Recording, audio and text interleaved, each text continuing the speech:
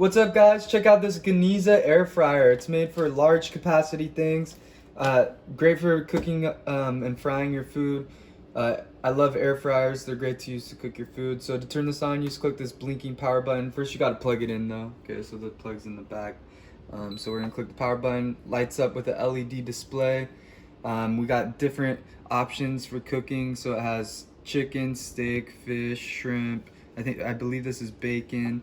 The preheat button is here, and then you could change and adjust the temperatures and the times with the plus and minus buttons right here. There's also other settings on this side for different types of things like vegetables, bread, potatoes, things like that. When you open it up, you can put the food in here. This is where you're gonna put your food to be fried.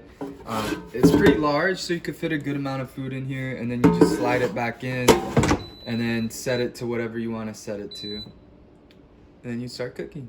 So we're gonna cook some frozen burritos here. So we're gonna preheat our air fryer to 400 for 3 minutes, and then we could go ahead and start cooking our frozen burritos. Alright, and then it lights up so you know that it's on and working. And we're just gonna let it go for 3 minutes, and then we'll go ahead and put our food in. Alright guys, so we just preheated it. Now we put our burritos in, and we're gonna go ahead and cook them and see how they turn out. Start.